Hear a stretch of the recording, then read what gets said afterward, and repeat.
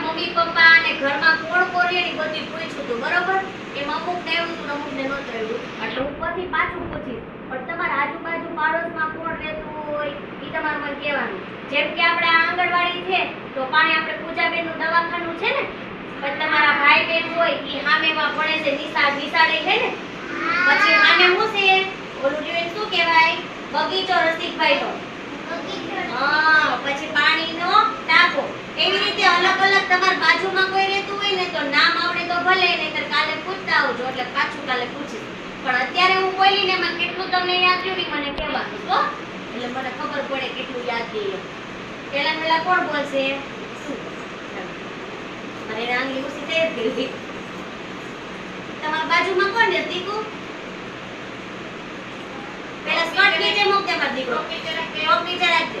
તમારી બાજુમાં કોણ રહેશે? તમાર સામે કોણ રહેશે? આ એ પપ્પા નામ આવડે છે? શું નામ છે? પપ્પા નામ નો આવડે કે એનું નામ આવડે છે? એ નામ શું છે? સાનવી. પછી તમારે મંદિર છે? શેનું મંદિર છે? જે વાલા છે? શેનું મંદિર છે? ઘોડાનું. રામાપીરનું મંદિર છે એના ઘર પાસે. શેનું છે? પપ્પા ઘડી પર બેહો. હા બેજા. હાલ મે તો તું ઉભો થા. તાર બાજુમાં શું છે? દેવડો. પછી બીજું મમતાબેન. અરે એ તો મમતાબેન રહેશે. પછી સામે હવેડો છે. ત્યાં બાઈ શું કરવા આવે હવેડે? નાવા આવે બધાય? ના તો પાણી પણ આ બાજુમાં કોણ રહેશે? બીજી બાજુમાં કેતનની એના ઘરમાં કોણ કોણ રહે છે? તમારી બાજુમાં કેતન નામનું કોઈ રહેશે? નથી રહેતું. તો આ બાજુ કોક તો રહેશે ને, આજુબાજુ કોક રહેશે, એનું નામ તો આવડે ને? આ તો બોલ ને મતી કોક.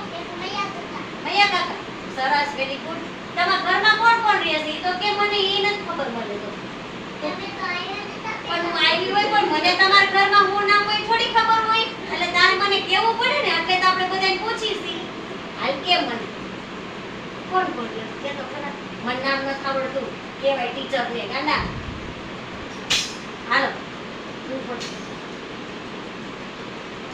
તમારી બાજુમાં કોણ રહેશે? મમ્મી. હાલો મમ્મી તો ઘરમાં જ રહેતી હોય, બાજુમાં રહેતી ન હોય. માએ કોણ રહેશે? દીદીની નથી રહેતા કોઈ?